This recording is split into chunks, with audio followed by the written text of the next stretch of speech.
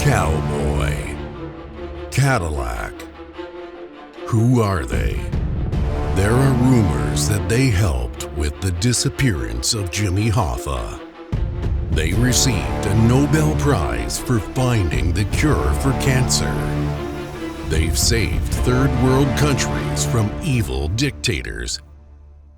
No, they didn't do any of those things. But they are great at doing business. Welcome to the Cowboy and Cadillac Show. All right, good Friday morning, folks. This is Cowboy. Good morning. And I'm Cadillac. Welcome to our first show, Cowboy and Cadillac Show. We hope to give them a little bit of knowledge, I would say today, Cowboy. What Yeah, I think maybe we can give them a little bit. Maybe a little bit. Yeah, we'll try to touch help a little bit on some ownership, sales. Yeah, revenue generation. Pretty damn important. Yeah, I think I'd like to even talk a little political stuff, but because that's such a hot topic for everybody. Oh, yeah. Yeah, we're absolute God-fearing, gun-toting, free market capitalist here on the Cowboy and Cadillac Show. For sure. But before we start anything on a good Friday morning, hell, be honest with you, most of our mornings, we like to start it with a good little shot of, just about any kind of liquor. I'm good for any kind of liquor. How about we get started here today? Well, you want to introduce what liquor we're going to be popping open today, Cowboy? This is actually pretty interesting stuff. Redneck Riviera whiskey. Never in my life heard about it. We have an old employee of ours that no longer works with us. Says, hey, Cadillac Cowboy, I found this whiskey. Yep. In the store. You're not going to believe it. Mm-hmm. It's got your name written all over it. And I said, well, what is it? And he said, it's Redneck Riviera whiskey. Sure, so we're going to have a little shot of Redneck Riviera whiskey this morning. And sound good to you? That sounds great to me, but I'm going to tell you, I want to give a shout out to Mr. John Rich, too. He's the owner and brander of the said whiskey that we have never tried, about to try for the first time right here with you guys. Popping the top. And I will tell you that John Rich, my understanding of him is he's a lot like us, that he is a God-fearing, gun-toting, free market capitalist. You'll find that's very important to us here at this show and in all of our businesses. So you say, who in the hell are these two guys that I'm watching right now? You know what? It would take too long to go through the list of saying all those things. So the main thing I want you to know today is you can go to our website at cowboyandcadillac.com. You can also go to the website of our holding company, Leendorf.com. Leendorf, major holding company. It's the business that we hold all of our ownership interests, whether they're wholly owned subsidiaries or partially owned subsidiaries. We're just two nobodies. We own nothing except. Consider us nobodies? Yeah, of course. Come on now. I think we're rising a little higher than nobodies. Well, I think, I'm Cadillac, and I like to keep it just cool, calm, collected, under the radar, and until we do turn loose. Well, let's turn it loose. Pass them glasses over here.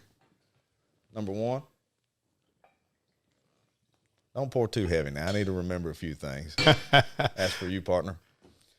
We are business partners and best friends. And, yes, it does work out really well. Synergy, as most of you know, is extremely important. We like the synergy we have. So you want to go ahead and let them know what's very important anytime you make a toast with any type of liquor. So I was told anytime you make a toast of any kind, the person you're toasting to, which this morning is going to be Cadillac. That's right. You better look that person in the eyes, or you will have bad sex for 7 years. Nobody wants bad sex for 7 years. Lord, no. So here's the great sex for the next 7. And here's to you, honey, at home. Be intentional. Bottoms up.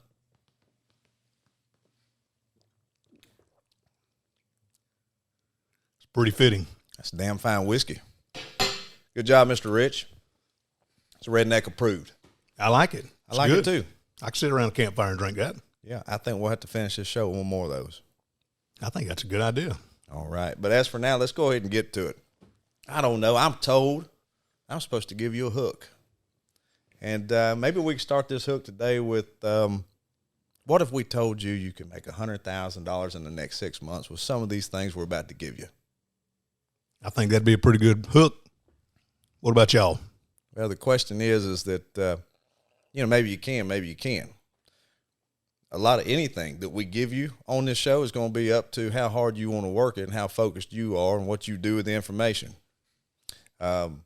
I guess that's one caveat we have to give.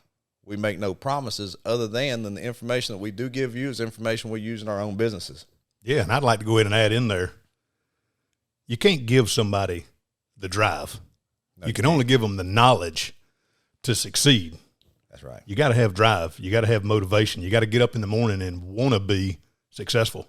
Yep. Or it's not going to happen. Well, you also got to break through glass ceilings that you have, whether you know you have them or not. I see people every day, even within our own, organizations.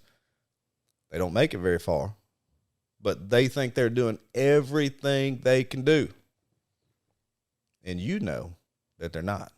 Only half throttle. That's right. So what we have to do is we have to help people. We have to help bring them on through. What do we do to do that? We light fires, and we light a lot of fires every day, every week. We all need it. We all need a good stiff kick in the ass. I think that if you're your own hardest and worst critic, the best thing you could do yourself is be honest with yourself. Stop sugarcoating stuff. Stop making excuses, and be very honest. Look in that goddamn mirror every day and get real with yourself. Push yourself. You can be your own worst enemy and your own best friend. You agree with that, cowboy? 100% agree with that. 100% agree with that, which is funny. Let me ask you a question. Something that we get bouncing off ideas with each other all the time is sales. Yeah.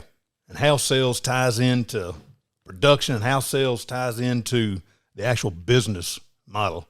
And just to give you all a little background, Cadillac, as you can tell, with his nice, deep, dark eyebrows he has and his perfect hair and me missing hair, I'm more on the production side. He's more on the sales side. Yeah, it just fits. It really does. But it works well for us. A lot of people, I think, cowboy, make the mistake of thinking that they have a sales division and a production division. Yeah, without doubt. And I got to tell you, that word division is a problem. I think that, if you have to make a differential separation there, then maybe use the word department, because division is exactly that. It divides your company. It divides your synergy. And from the sales side, when I say sales, business to consumer, business to business, that's my department. It's my job to go out and herd up the cattle, to bring them into our gates on our ranch. It's his job to process them and make sure everything's done in a way to where they are very happy and they want to stay. They want to continue doing business with us. But one thing that we can say is that if you separate your sales and your production, and you don't have that line of synergy that's fully open, unrestricted, for them to understand that they are hand-in-hand responsible for affecting each other, then you're already behind the eight ball. Let me ask you this, and we've had this occur in some of our businesses in the past. What happens when your sales are great and your guys do a wonderful job of bringing the leads in and making it happen, and then your production team lets you down? What does that do to the sales side of it? Well, it does multiple things. One, I'd say most people are pretty forgiving one time. All right, you make a mistake, you step up, you own the mistake, you eat the crow, you pay for your mistake. People will give you one time. Much past that, you're dead in the water. Beyond that, though, I think what it does is it also can kill that drive that you were talking about and that fire in your salespeople, because they begin to believe that what they're doing is futile. So everybody has to be connected. Sales also has to understand what production is dealing with and be able to offer realistic expectations when they're making sales to the end user.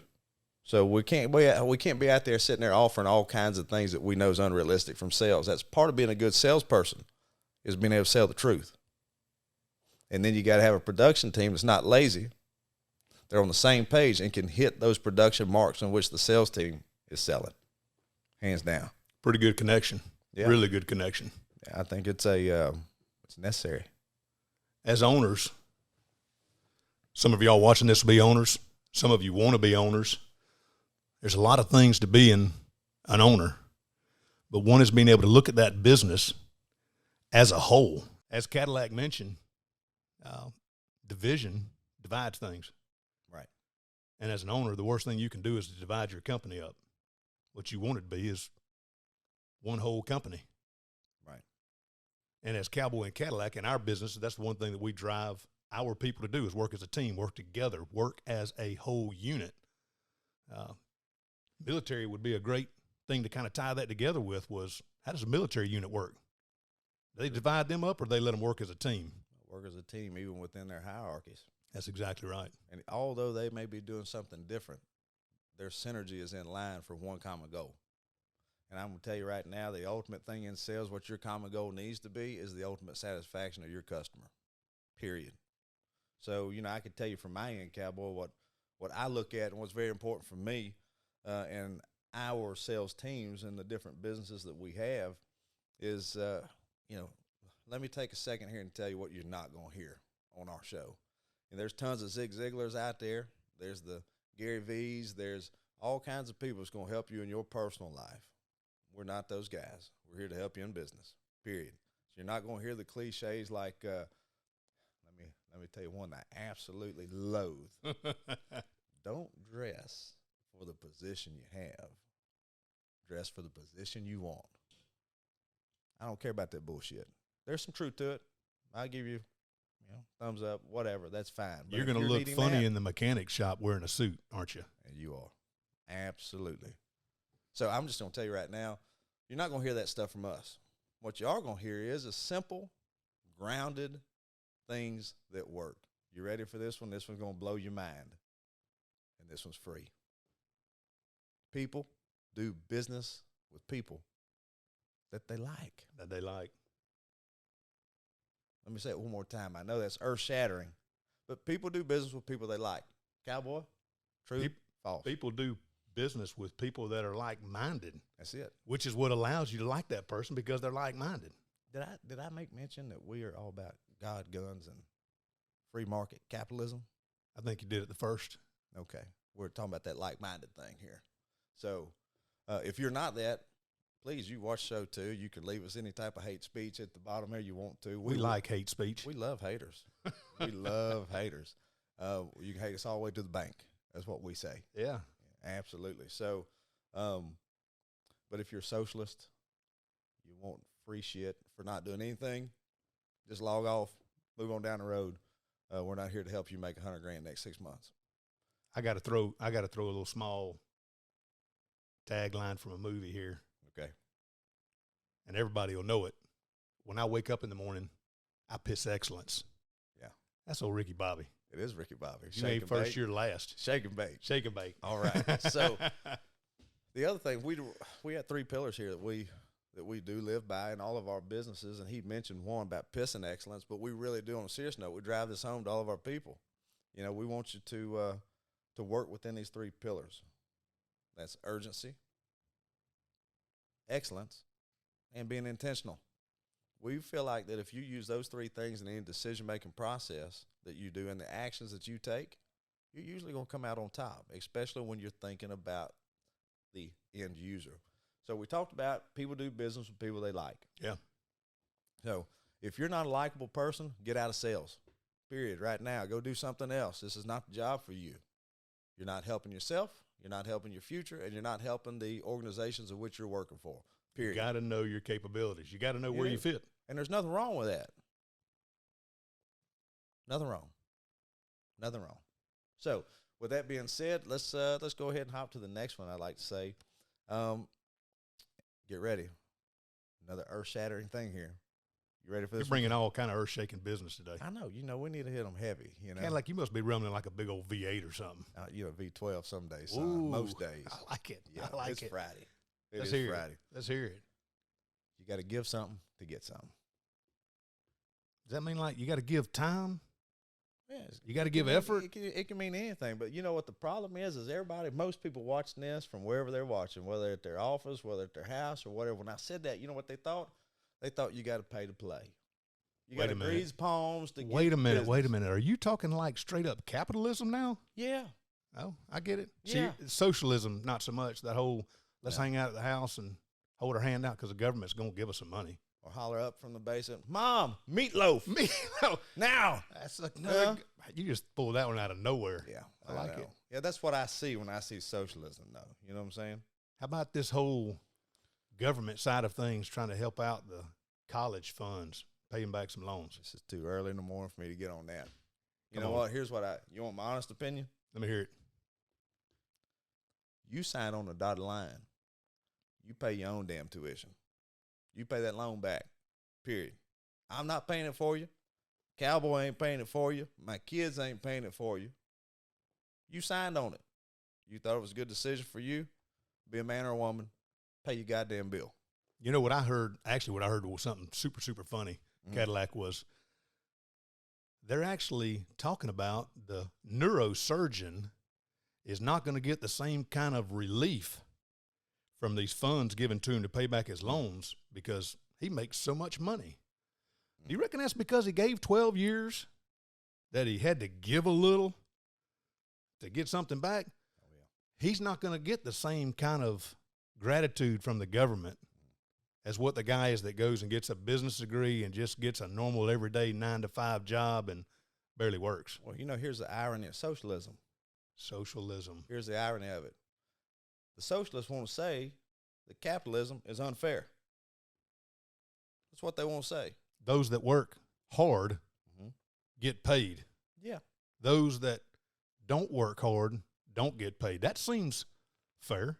It does to me. Seems more fair than what you just brought up. Yeah. So whoever's in control at the end of the day is making those decisions. It's never going to be fair. And listen, there's never a one way's perfect, but there's definitely one way's better. There's always a better way. So let me go back to what I said. You got to give something to get something. Listen, if it's not unethical in the industry that you're in, and it's not illegal, there's nothing wrong with sending people on a fishing trip down to Key West to get their business. There's nothing wrong with doing those things if it's not unethical and it's not illegal. But let's say you deal in an industry that it is unethical and it is illegal. Don't do it. Don't do it. Don't do it, because what you're wanting to do is build yourself in a place of sales to where you're not a salesperson.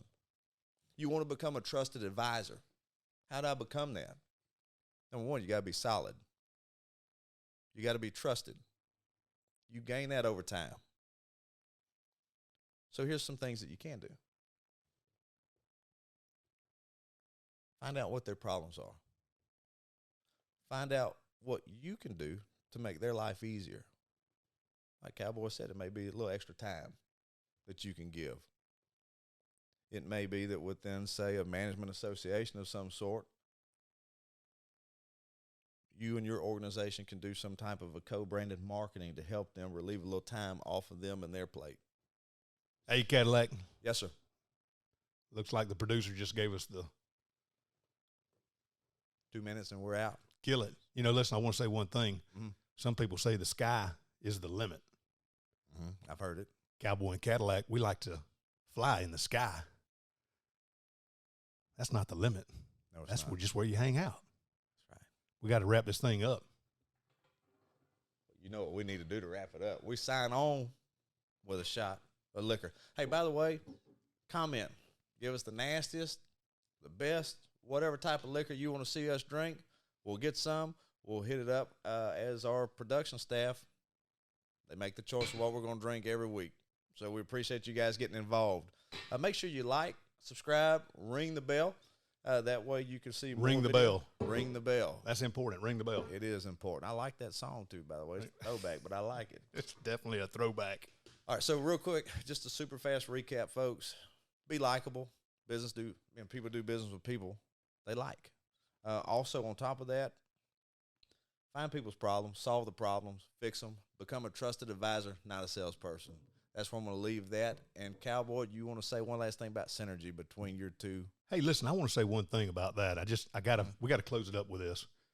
And it's interesting because it's something that you've driven into my head. Yep. And I think you've driven into a lot of our businesses that we have is we're customer service people.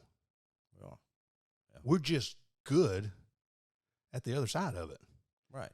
And as long as you treat your customers with some integrity and some respect and some honesty and be transparent with them, the rest of it's all smooth sailing. It is.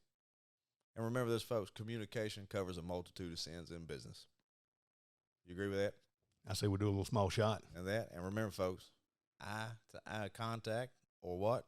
7 years bad sex. And it's not 7 years bad sex with Cadillac because that would already be bad sex. I could just tell by looking at him. It If would my be wife's bad. at home, you can call in next week to make sure and correct that for the record. Oh, I'm just saying. all right. To y'all's success and to ours.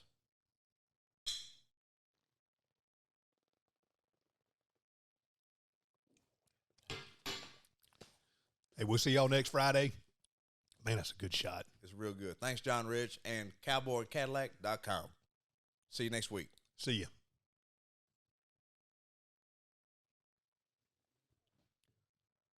You poured that one a little heavy, son. I saw that. I mean, son, you fucked me.